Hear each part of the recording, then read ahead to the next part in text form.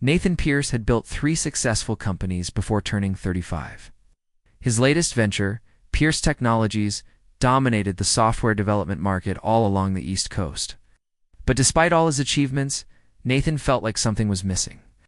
The endless meetings, the constant focus on profit margins, and the strategic planning had drained the very passion that once fueled his entrepreneurial spirit. On this particular autumn evening, Nathan decided to leave his Manhattan office before sunset, something he hadn't done in 8 months. His destination was simple: a small, independent bookstore just 3 blocks away. He'd heard about a new book on innovation psychology, one that promised fresh perspectives on creative problem-solving. The sidewalk was a blur of evening commuters rushing home. Nathan walked briskly, his mind already shifting gears, planning tomorrow's big investor meeting. But as he got closer to the bookstore, something in his peripheral vision made him stop. A young woman sat against the building wall, her back surprisingly straight. She wore a faded denim jacket covered with hand-painted flowers, jeans with artistic patches, and boots that had clearly walked many, many miles. Her hair, a cascade of dark brown waves, framed a face with an unusual expression. She wasn't asking for money. She was simply watching the bookstore's display window with an intensity that pulled Nathan in. Her eyes followed every person who went in or out. There was longing there, but also something else: recognition. It was as if she knew exactly what treasures were waiting just beyond that glass door.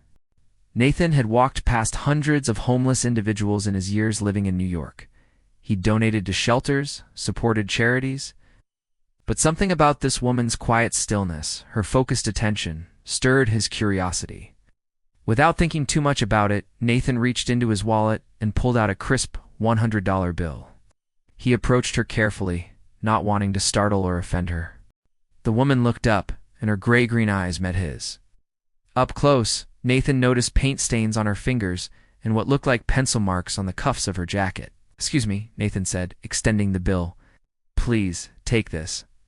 The woman stared at the money as if it were some rare artifact. Her hand trembled just slightly as she reached for it. "Are you certain?" Her voice was unexpectedly warm, educated, and clear. "Absolutely," Nathan replied with a small smile. "Thank you." The words were barely a whisper, but they were heavy with genuine gratitude. "This means more than you know." Before Nathan could respond, his phone buzzed insistently. He glanced at the screen and saw his assistant's name. Turning away for a bit of privacy, he answered the call. The conversation lasted maybe 4 minutes, a client emergency that needed his immediate attention. When Nathan ended the call and turned back, the woman was gone. He looked up and down the sidewalk, scanning the crowd. Nothing. She had vanished as if she had never been there at all. Shaking his head slightly, Nathan pushed open the bookstore door. The familiar, comforting scent of paper and binding glue welcomed him. He navigated through the narrow aisles, heading toward the new releases section at the back. And there, standing right in front of the very shelf he was looking for, was the woman from the sidewalk. She held a thick book in her hands, turning the pages with a reverence that others might reserve for ancient manuscripts. It was the book he had come to buy. She sensed his presence and looked up. A flicker of recognition crossed her features, followed by a slight, knowing smile. "I had a feeling you might be coming here for this," she said, lifting the book just a little. Nathan blinked, genuinely surprised. "That's exactly why I came." "Then I apologize in advance," she replied, running her fingers across the cover. "But this book already has someone waiting to own it." "You purchased it already?" Nathan asked, stepping a little closer. She laughed, a sound like wind chimes in a gentle breeze. "Not yet. I've $102 now, thanks to your kindness." She patted her jacket pocket. "The book cost $128. Nathan frowned slightly. "So you're short. By $26, yes." She shrugged with surprising ease. "This isn't my first time coming here to read books I can't yet afford. The staff knows me. They let me browse." Nathan studied her face, seeing no bitterness or self-pity there. Just acceptance, mixed with a quiet hope. Nathan said carefully, "Since neither of us currently owns this book, I am going to purchase it." She raised an eyebrow. "Really? You would take it right out of my hands?" "If you phrase it that way, it sounds terrible," Nathan admitted. "But yes, I need to read it." "Then make me a promise," she said, her expression turning serious. "Read it twice.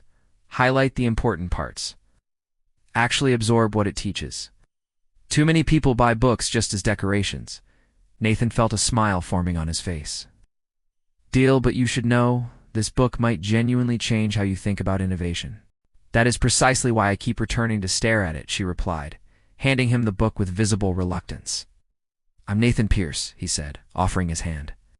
Violet Hayes, she responded, her handshake firm despite her circumstances. Artist, book enthusiast, and current expert in creative survival strategies. You always introduce yourself that way? Only when mysterious strangers give me $100 bills and then steal my dreams right off the bookshelf. Nathan chuckled. How about this? Let me buy you coffee to compensate for the book situation. The bookstore has a cafe. Violet tilted her head, considering his offer. Will this coffee be the kind that actually tastes like coffee, or the kind that tastes like regret and hot water? Only one way to find out. All right, Nathan Pierce, Violet said, gesturing toward the cafe area. Lead the way. But I warn you, I have strong opinions about everything from coffee quality to life philosophy. I would expect nothing less, Nathan replied. They walked toward the small cafe tucked in the corner of the bookstore. Nathan realized that all his concerns about the investor meeting had completely vanished from his mind. For the first time in months, he felt genuinely curious, genuinely excited about what the next hour might bring. Thanks for watching. If you enjoyed this story, make sure to like, subscribe, and hit that notification bell so you don't miss our next video. See you next time. The bookstore cafe occupied a cozy corner filled with mismatched furniture and warm lighting. Nathan and Violet settled into chairs near a window overlooking the street. Steam rose from their coffee cups, creating temporary clouds between them. Violet took a careful sip and made a face. This tastes like someone described coffee to a machine that had never actually encountered coffee beans. Nathan laughed genuinely, something he realized he hadn't done in weeks. That bad? I've tasted worse, Violet admitted, but only barely. Still, hot beverages are hot beverages. She wrapped both hands around the cup, drawing warmth from it. Nathan Pierce? What does a man in an expensive suit want with a book on innovation psychology? I run a technology company, Nathan explained. Sometimes you need fresh perspectives to avoid stagnation. Pierce Technologies. Violet asked, surprising him. You know it? Read about your company in a business magazine someone left on a park bench last month, she said. You develop software solutions for healthcare systems. Impressive work, actually. The article mentioned your patient data integration platform reduced hospital errors by 32%. Nathan leaned forward, intrigued. You remember specific statistics from an article you read on a park bench? Violet shrugged. When you don't have television or internet, you read everything intensely. Magazine articles become entertainment and education combined. She paused, her expression growing thoughtful. Your company does genuinely good work. But I bet you struggle with user interface design. What makes you say that? Because most tech companies do, Violet replied. Engineers build brilliant systems, but they forget that nurses working 12-hour shifts need intuitive designs, not complicated menus. They need solutions that work when they're exhausted, stressed, managing 6 patients simultaneously.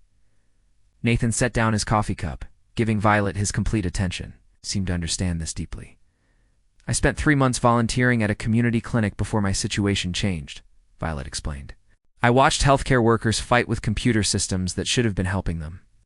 Brilliant technology, terrible execution, and you think you could design something better? Violet met his gaze steadily. I know I could. But companies don't typically hire consultants who sleep in subway stations. The blunt honesty struck Nathan. There was no self-pity, just a factual observation delivered with quiet dignity. What if I told you I'm genuinely interested in your perspective? Nathan asked carefully. Then I'd say you're either remarkably open-minded or planning some kind of social experiment, Violet replied. Possibly both. Nathan made a decision that surprised even himself. Come to my office tomorrow. Spend the day observing, asking questions, giving feedback. I want to see what you notice that we miss. Violet studied him silently, searching for mockery or condescension. Finding neither, she finally nodded. All right, but I have conditions. Name them. First, I'm not a charity project or inspiration material. If I give bad advice, you ignore it. If I waste your time, you tell me directly. Agreed. Second, I get access to your company library. Real access, not supervised browsing. Done. Third, decent coffee. Life is too short for beverages that taste like disappointment. Nathan smiled. I promise our office coffee meets higher standards. He pulled out a business card and wrote the address on the back. 10th floor. Ask for me directly. Violet took the card, turning it over in her paint-stained fingers. You realize your employees will have questions when someone like me walks through your corporate doors. Let them wonder, Nathan said simply. I'm curious to see what happens. They finished their terrible coffee while discussing books, art, and the strange beauty of New York at night. When they finally parted ways on the sidewalk, Nathan felt an unfamiliar lightness in his chest. The next morning, Nathan arrived at his office earlier than usual. He informed his assistant, Carolyn, about their unusual visitor. Carolyn, an efficient woman in her 50s who had worked with Nathan for 6 years, raised her eyebrows. A consultant with no appointment, no credentials, and no fixed address? Exactly right, Nathan confirmed. And you met her where? Outside a bookstore. Caroline removed her glasses, cleaned them slowly, and replaced them. Nathan, I've supported many of your unconventional decisions over the years. This seems particularly unusual. Noted, Nathan replied. Please treat her with the same respect you would show any visiting professional. At 10:30, the elevator doors opened on the 10th floor. Violet stepped out wearing the same denim jacket, but she had woven small flowers into her hair. She carried a worn canvas bag and approached Caroline's desk with confidence. Good morning, Violet said warmly. I'm here to see Nathan Pierce. I'm the unconventional consultant he mentioned. Caroline blinked twice. You're remarkably informed about your own description. I have excellent hearing and thin walls make conversations travel, Violet replied with a slight smile. Also, I embrace accurate descriptions. Saves time on pretense. Despite herself, Caroline smiled. Mr. Pierce is expecting you. I'm waiting.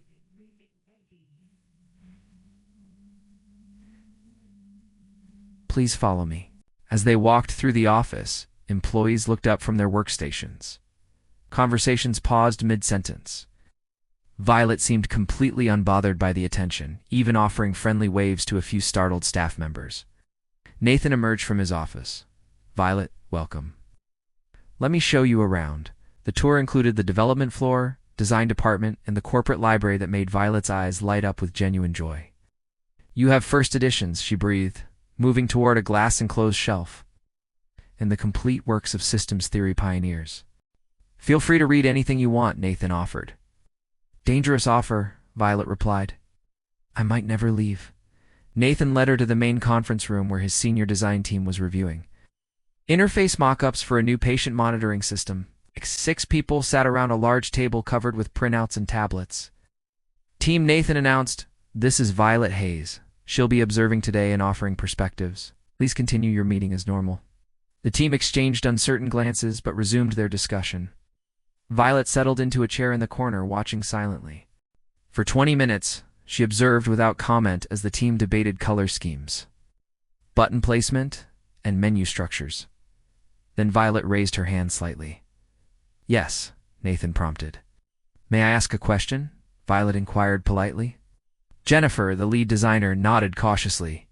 Of course, has anyone on this team ever actually worked a nursing shift? Violet asked. Silence filled the room. I ask because you're designing a system that nurses will use during emergencies, Violet continued, but your interface requires 4 separate clicks to access critical patient vitals. In an emergency, 4 clicks might as well be 40. Marcus, a senior developer, frowned. The system architecture requires those navigation steps. Then change the architecture, Violet said simply. Design should serve users, not the other way around. She stood and moved to the display board. May I? Jennifer handed her a marker. Violet quickly sketched a simplified interface layout. Single dashboard, Violet explained. Most critical information immediately visible. Secondary functions accessible through intuitive icons, not buried menus. Color coding for urgency levels that work for colorblind users. She turned to face the team. This took me 3 minutes to sketch. You have talented people here. Imagine what you could create if you prioritized user experience over technical convenience. The room remained quiet. Then Jennifer leaned forward, studying Violet's sketch. This actually addresses 3 problems we've been debating for weeks. 4 problems, Marcus corrected, his initial skepticism fading. The alert system integration becomes much cleaner this way. For the next hour, Violet engaged with the team, asking questions and offering observations. She spoke with clarity and directness, never pretending expertise she lacked, but freely sharing insights from her clinic volunteering experience.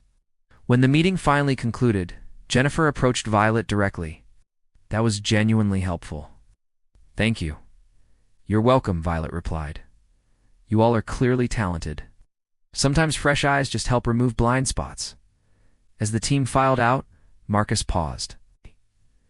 Where did you study design? Library's observation. And necessity, Violet answered honestly.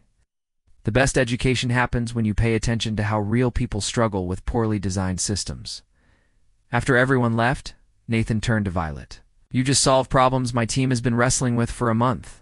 They would have solved them eventually, Violet said. I just asked different questions because I come from a different perspective. Nathan made another quick decision. How would you feel about staying the entire week? Not just observing, but actively consulting. We'll pay you as a professional contractor. Violet's expression grew cautious. Nathan, I appreciate the offer, but I need complete honesty. Is this genuine consulting or elaborate charity? Genuine consulting, Nathan assured her. You demonstrated real value in that room. My team responded to your insights. It's worth compensation. And where exactly do you expect me to work from? Violet asked. I appreciate the library access, but I can't exactly commute from a subway platform. We have a guest suite on the 15th floor, Nathan explained. Visiting executives use it sometimes. You could stay there during the week. Violet stared at him. Sweet. In your building with actual beds, working showers, and that decent coffee I promised. For the first time since Nathan had met her, Violet's confident facade cracked slightly. Her eyes glistened, though no tears fell. Why are you doing this? She asked quietly. Because yesterday you chose a book over food, Nathan replied. Because you memorized statistics from a magazine on a park bench. Because you see solutions where others see only problems. Because you deserve a chance to show what you can do. Violet took a deep breath, composing herself. 1 week, professional consulting, fair compensation, no pity, no special treatment beyond what any contractor would receive. Agreed. Then I accept, Violet said, extending her hand. Nathan shook it firmly, sealing an arrangement that would change both their lives in ways neither could yet imagine. Thanks for watching, and if you enjoyed this story, be sure to subscribe for more.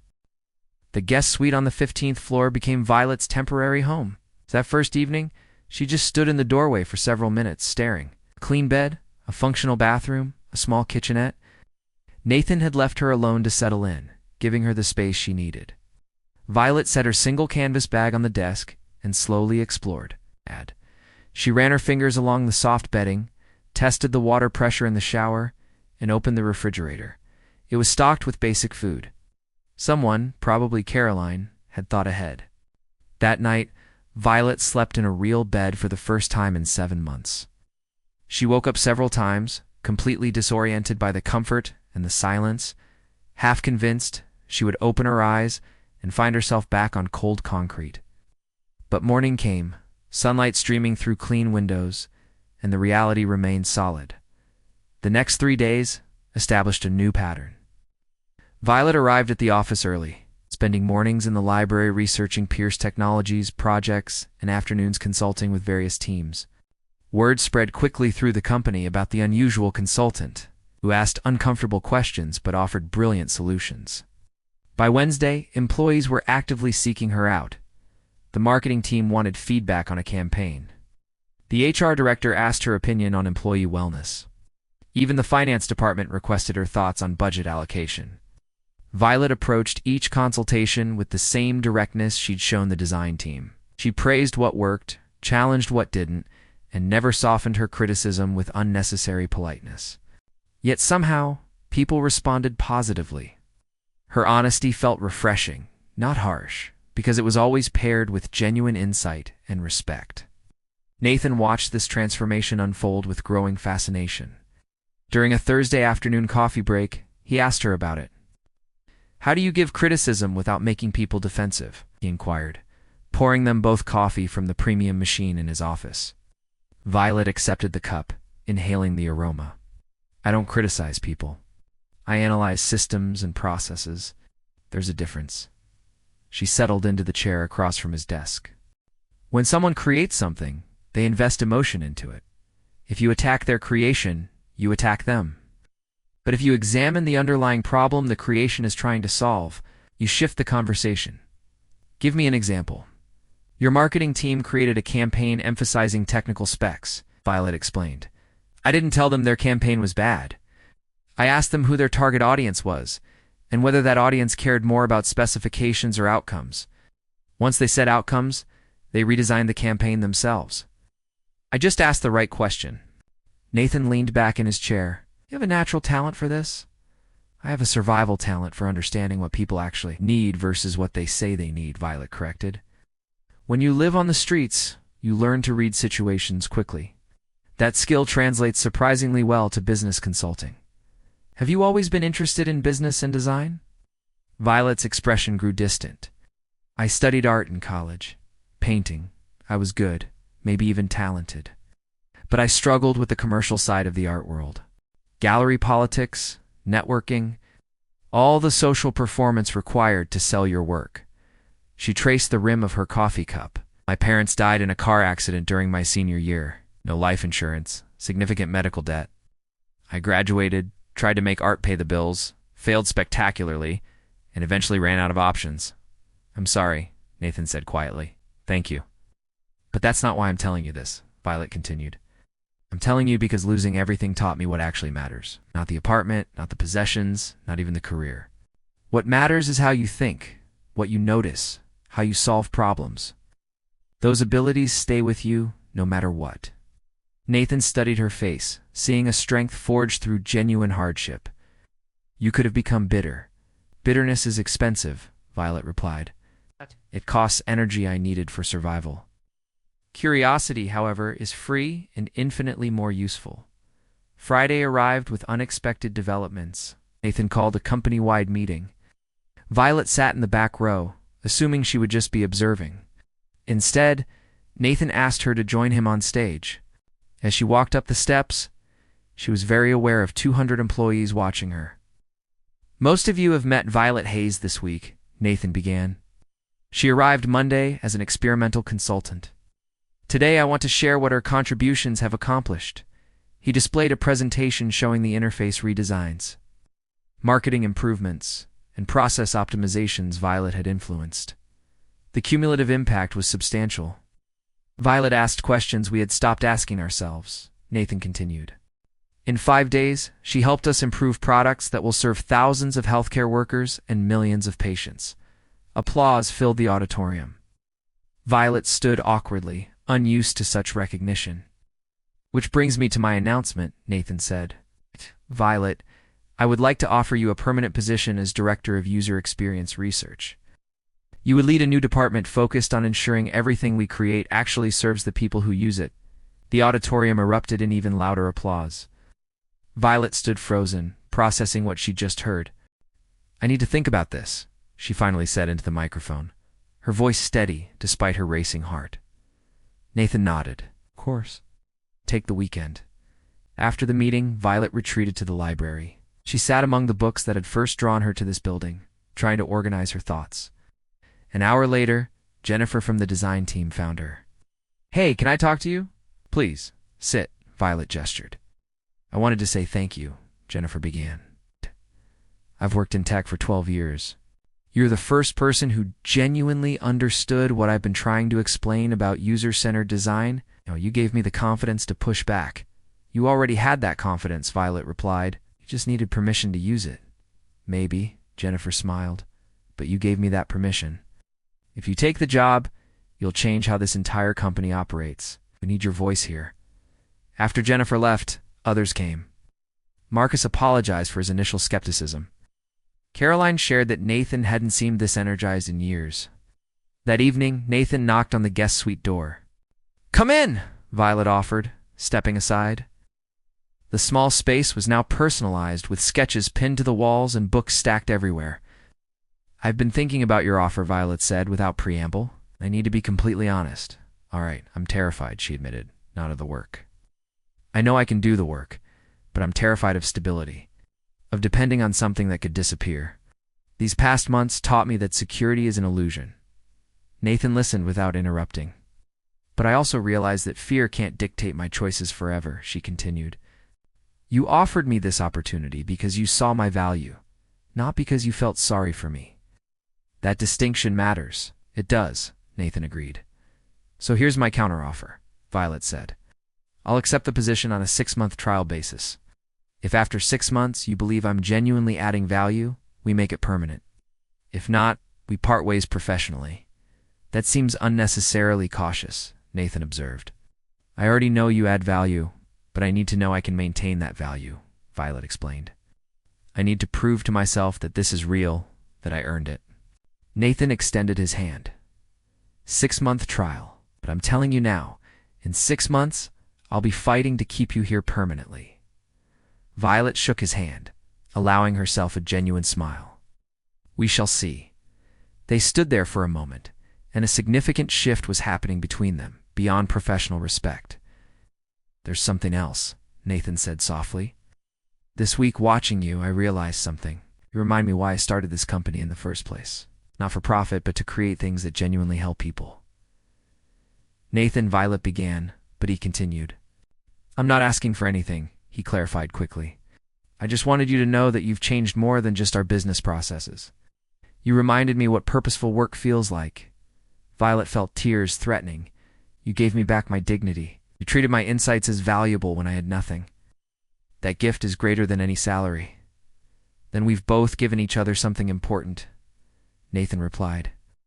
Monday morning, Violet started her new role. Caroline helped her set up an actual office with windows overlooking the city. Her first project involved comprehensive research for the patient monitoring system. She spent weeks interviewing nurses and shadowing hospital shifts. Her final report revolutionized how the company approached product development. 6 months passed quickly. On the day they signed her permanent contract, Nathan took Violet back to the bookstore where they first met. He handed her a wrapped package. Inside was the innovation psychology book, now worn, filled with notes in his handwriting. You never got to read it, he explained. I've been holding on to it for you. Violet opened to a random page and found his note in the margin. Violet would have explained this better. She laughed, a sound of pure joy. Thank you for everything. Thank you, Nathan replied, for asking the right questions, for challenging assumptions, for being exactly who you are. They walked through the bookstore together, two people whose chance encounter had rewritten both their stories. Violet had learned that the most important chapters begin when you choose knowledge over comfort and accept kindness without surrendering dignity.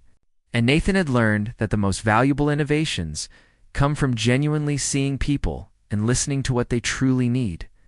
Their story was just beginning, built on mutual respect, shared purpose, and the understanding that sometimes the best investments are in people who think differently.